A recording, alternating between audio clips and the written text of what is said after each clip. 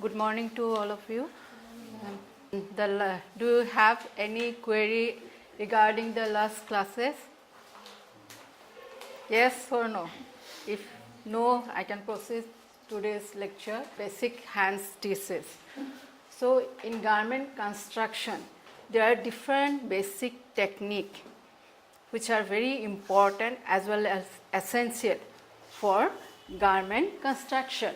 So the technique which are used in garment construction are basic hand stitches, then seam, fullness, placket, then fastener.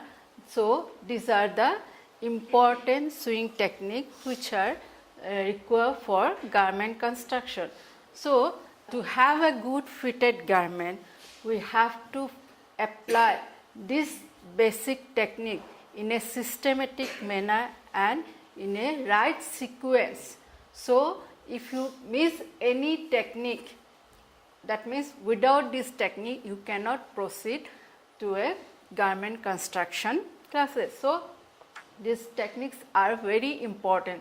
So to acquire the skill in garment construction, you have to learn and you have to apply the proper method and the proper technique in a systematic manner.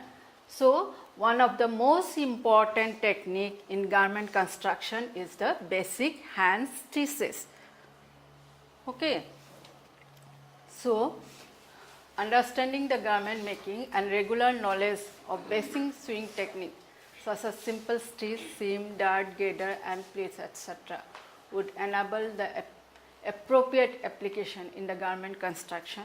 Before learning to stitch seam on the machine, one must learn the basic and the stitches, basic seam hand stitches which are used in garment making. So these basic hand stitches are of two types, that is decorative stitches and constructive stitches. Again, these constructive stitches are divided into two categories, that is temporary and permanent. So these hand stitches, constructive and decorative. These constructive stitches again divided into different categories, that is busting or taking, then next one is running, then back stitch, run and back, hemming, blanket stitch, buttonhole and oversewing. Again the decorative stitches, those are again divided into different stitch categories. Those are French knot, fly, lazy daisy, bullion stitch, chain stitch, feeder stitch, satin stitch.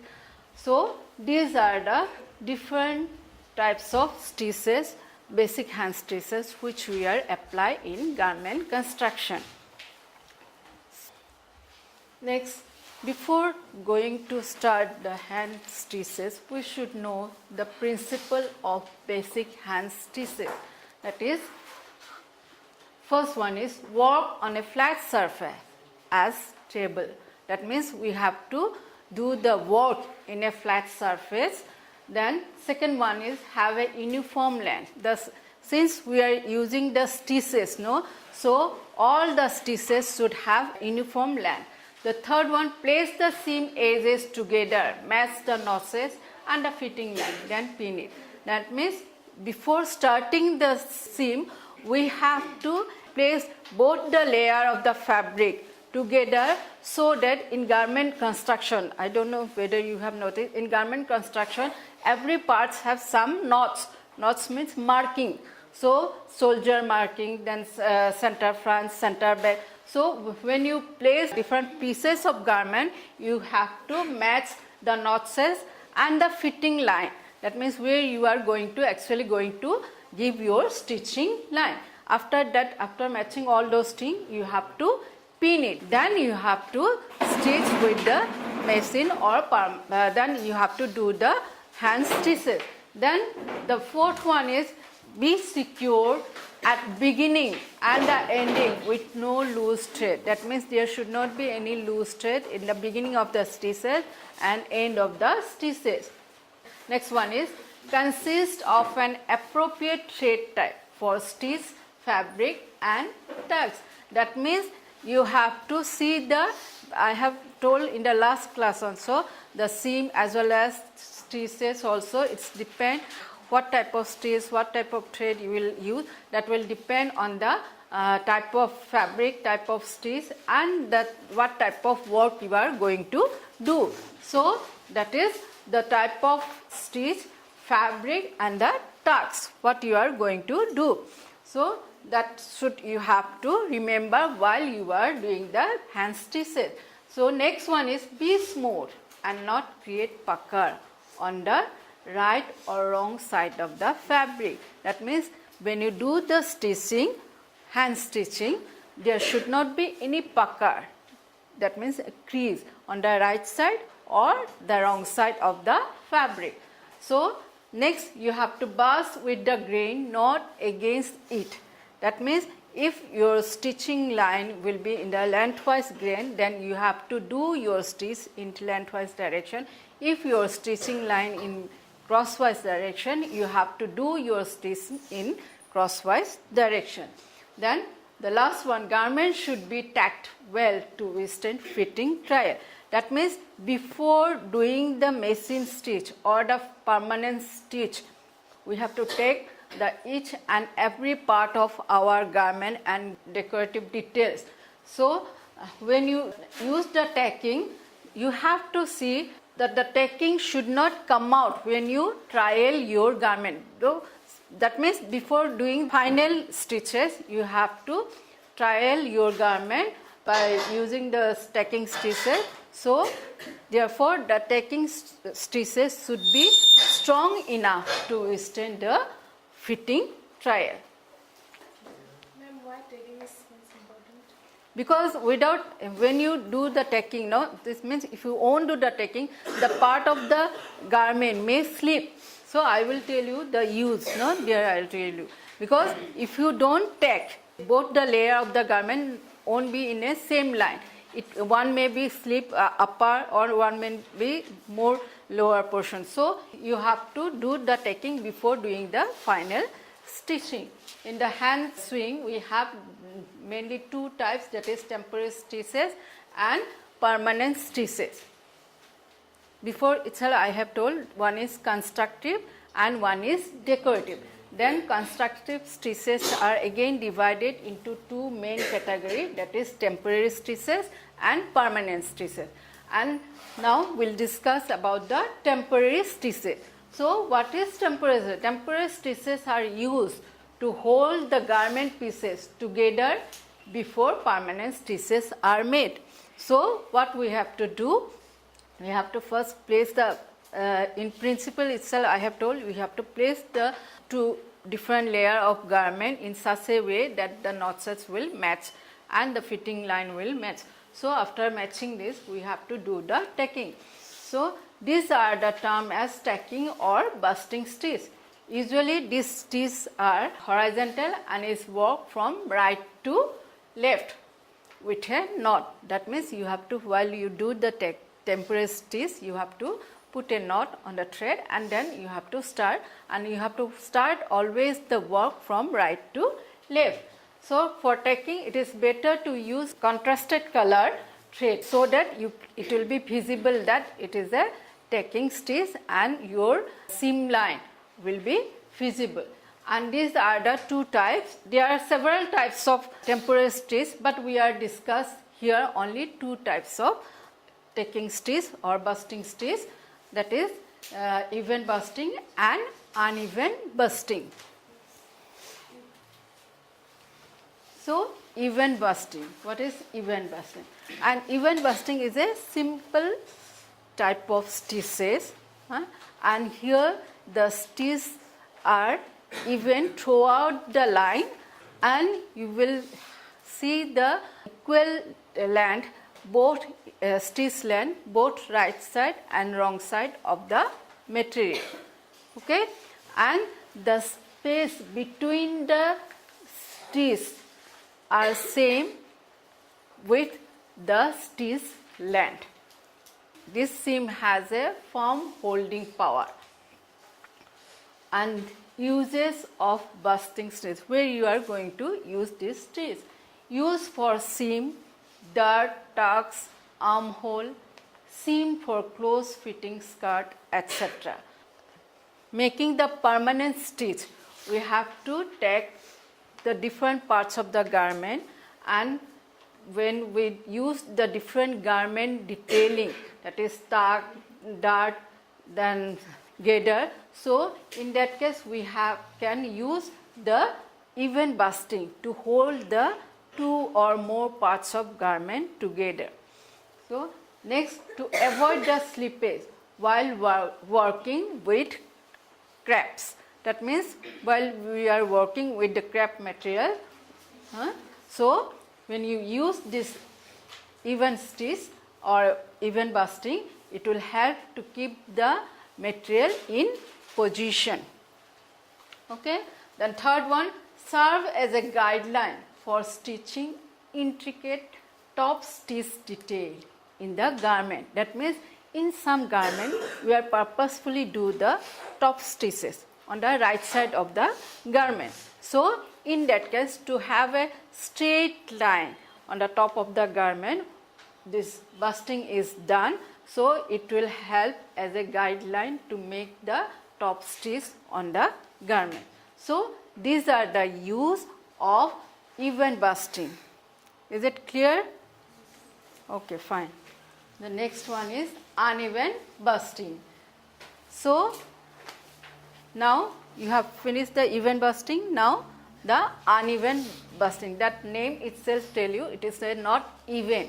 That means in one side it is the stitch length is more on the top part of the garment, and the stitch length is less in the bottom part of the garment. So this is a quicker method of busting, generally used for the fabric that do not need to be held very securely. That means in case of even busting, parts of the garment where we need two layer of material to be secure very firmly, but here this uneven busting is done where we don't require any firmness to secure the different part of garment. So uneven busting, here you will get the short stitches in the lower part of the garment and the more length of the stitches on the upper part of the garment, because it is uneven. In one side it is short and one side it will be long. That's why it is called uneven. So the lower part, the stitches are smaller in length, which will hold the material, which will give the firmness to the two pieces of material, and the upper part, the stitch length is more in the upper part, which will help you to guide the stitching line. So here it is written, the short stitches give the firmness and the long upper stitches provide continuous line. Clear? The stitch on the upper side of the fabric is at least twice than on the underside. That means if the stitch of the lower side is 1/4 inch, then the stitch of the upper side will be how much? It will be twice, means half inches. Is not it? So the size of the stitch is usually half inches. Now the use, where you are going to use this type of stitches. So these are the all temporary stitches. That means after doing the final stitch, permanent stitch, this will be removed. Okay. So uses, this stitch is used as a guideline where there is a little or no stain, such as skirt seam below the hip line. That means below the hip line we don't require very, that means the garment is loose, is not it? In the portion of hip it will be tight. So since it is not so firm and it is not required to secure the material in a position, that's why it is used in the garment portion where there will be a looseness in the garment. So below the hip line of the skirt it is used. Then pleated or full flare skirt, that means pleated, you know the pleat, no, and flare, that means there will be more fullness in the garment. So in that garment the garment does not go under the strain. So what you have to do, So in that case, you can use the uneven busting to hold the two pieces of garment. You can do this uneven busting. The third one, it is used for seams of fabric that do not slip and those are flat and stiff. That means there are some fabric which are very slippery and which are very difficult to handle, but this uneven busting is used in the fabric which are flat and stiff. Then next uses, this used for making the center front, center back, placket line and straight line in the garment. So in this diagram, no, in garment there is a diagram. So in the center, have you seen the stitches? So these stitches are usually used in the center front. In the center means in the when it is done in the front of the garment and in the center line, then it is called center front. When it is done in the back of the garment in the center position, then it is called center back. So these are used in the center front, center back, placket line and straight line in the garment. Placket line, that means, I don't know whether you have heard about the placket. That means opening in the garment is called the placket. So while attaching the placket in the garment, you have to use this uneven busting to join the different pieces of, or to hold the different pieces of garment. Is it clear? Okay? Okay, fine. The next. So we have finished the temporary stitches. Now we are coming to the permanent stitches. Okay. So permanent stitches mean the stitches which are remain in the garment after stitching, and it will be the part of the garment. That means permanent stitches are the final stitches which will be a part of the garment after stitching and are not generally used for starting the permanent stitch. But in case of temporary stitch, we are using the knot, is not it? After threading the needle, we have to put the knot in case of temporary stitch, but in case of permanent stitch, we should not put the knot. So instead of knot, what we have to do? We have to do 2 or more stitches at the beginning of the work, and especially on the flat seam will be helpful in securing the stitches. And there are different types of permanent stitches. So in case of temporary stitches also we have the different types, but we are only concentrate on in 2 types of temporary stitch, that is even and uneven. But here there are different types of permanent stitches, that is running stitch, back stitch, run and back, then slips hemming, quick or blind hemming, knotted hemming, blanket stitch, buttonhole stitch and oversewing, or we can say whip stitch or overcasting. So these are the different types of permanent stitch. Is it clear? Can I go to next slide? So the first one is the running stitch. It is the simplest form of hand stitch which is used for permanent sewing. This stitch is even busting but work fine. So the stitches should be straight, fine and evenly spaced and about 1/6 to 1/8 inch in length. That means these running stitches are very simple stitch and it is done in the fabric in evenly. That means it is a very small and these stitches are very strong stitch, and both the side, both wrong side and right side of the material, you will get the same stitch length, and the gap between the stitches are the same length as the stitch length. So this uses, now we will discuss about the uses of running stitch. The use of this running stitch are that is used for tucks, gathers, shearing, quilting, etc. That means these are tucks, gathers, shearing, quilting. These are the decorative details as well as the functional details also, which we are used in the garment construction. So to make the gathers, I know to gather up the fabric, we have to use, you can use the row of running stitch. Then to make the tucks, first we have to do the running stitch, then also shearing, then quilting also we can use the running stitch. Then fine running stitches may also be used to replace machine stitching. Sometimes we can use this running stitch as a substitute of machine stitch.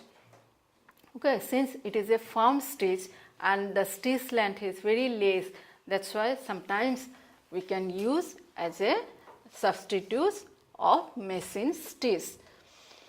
It is used for busting the gaither sleeve to armhole. That means while we are joining the armhole to our the sleeve of the garment to the armhole, we can use this running stitch to give the ease to the armhole. Then the fourth one is used for embroidery and mending. We can use this running stitch to do different types of embroidery. Have you heard the name of the kantha stitch? No? Kantha embroidery, have you heard? Yes or no? It is a famous embroidery of Bengal. So in kantha embroidery, the running stitches are used. And beside this, in mending also, mending, that means repairing of garment. That means sometimes if some hole you will find in your garment, or if some tear is you found in your garment, in that case, to repair the garment, that means for mending, we can use the running stitches. So these are the different uses of running stitch, and the running stitch is a permanent stitch. So next one will be the back stitches. So after the running stitches,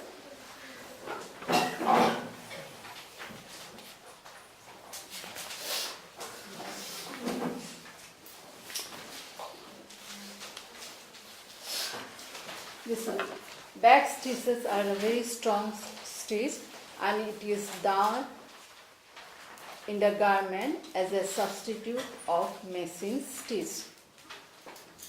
And in back stitch, in the right side, you will find the stitches look like a machine stitch, and on the back side of the fabric, the stitches will be longer than the right side.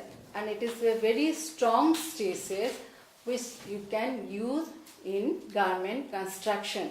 And this application of this stitch is done for stitching the different types of garment when the machine is not available.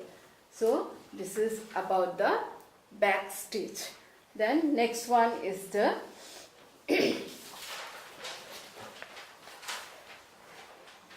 run and back stitch. So run and back stitch is another type of permanent stitch, which are the combination of run and back stitch. And in this stitch you will find some of the running stitch and 2-3 of back stitch. That means you have to start this work from right side to the left side. First you have to start with run stitch, then you have to do 2-3 back stitch, again run stitch. So these are the combination of run and back seam, and this is very strong stitch, and these are used to secure the different parts of the garment. The next one is blanket stitch. So this is another type of permanent stitch, and these blanket stitches are done in the edge of the fabric and to prevent the raw edge not to fray. That means when you use the blanket stitch in the edge of the cut area or cut fabric, that the thread won't come out from the cut area of the fabric. And these blanket stitches are uniform in width and length. It's very important for blankets, and then only you will get a firm and secure stitches in your fabric. So, and these stitches are used for the different purposes. Say, for example, so the uses are, it can be used for prevent the raw edges of the cut fabric. Then you can use this blanket stitch for the embroidery also, embroidery work. Then next uses is that you can use this type of fabric, this type of stitches for the doing the eye. Do you know the eye and eyelid? So to do the eyelid also, we can use the blanket stitches to make the eyes of the eyelid. Okay, or to fix the eyelid also, we can use the blanket stitches. The next one is what? That is the most important permanent stitches, that is buttonhole stitches. And these buttonhole stitches are mainly used to stitch the buttonhole, to stitch the buttonhole. And these are the very strong stitches, and these stitches are also used in the cut edge of the fabric, because in buttonhole what we have to do, we have to first cut the fabric according to size of the button, then we have to finish that cut area by using the buttonhole stitch. So these buttonhole stitches are mainly used for finishing or to work the buttonhole of the garment. Then there are different uses of buttonhole stitches also. These buttonhole stitches we can use to make this embroidery also, then to finish this buttonhole, as well as to make the different types of decorative details in the garment. So next one is the next permanent stitches are the slip stitches, or you can say there are different types of hemming stitches also. Under the hemming stitches we have three different types, that is slip hemming, knot hemming, and quick or blind hemming. So this hemming is permanent stitches which are done in the hemline of the garment. So to do the hemming stitches in the garment, first we have to turn the raw edges and to keep in turn the raw edges of the hemline. Then we have to do the hemming stitches. So under this hemming stitch, the first one is the quick or blind hemming, and which is very fast, and these stitches are usually used by the tailor.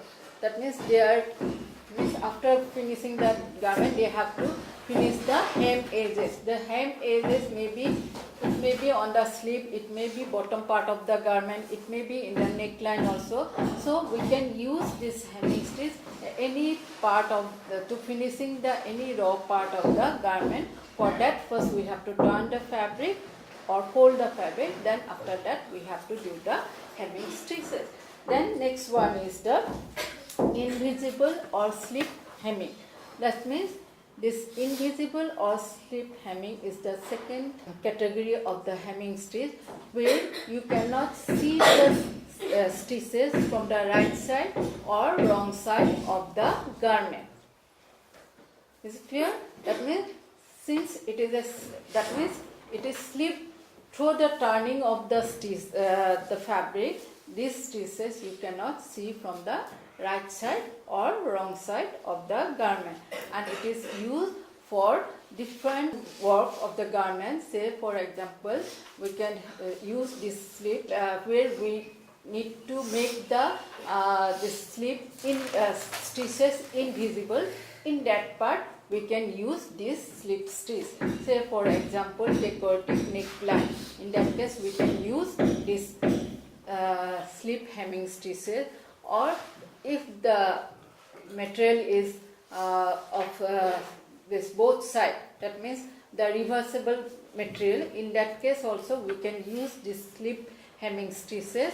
And also to do the applique work also we can use the slip hemming stitches. Then next one is the knotted hemming stitches.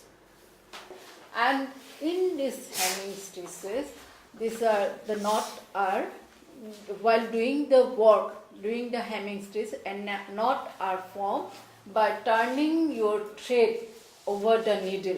So it will be very strong and secure stitch which are done in the hemline of the garment, especially in the lining. When you do the lining, use the lining in a coat, then you can to finish the raw edges of those parts, you can use the knotted hemming stitches. Is it clear? So the next one is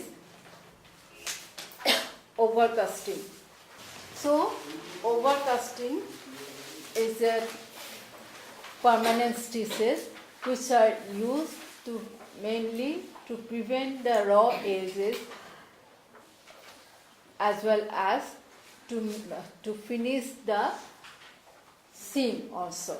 So after doing the seam, to finish the some seam, especially the plain seam, we can use these overcasting stitches. Is it clear?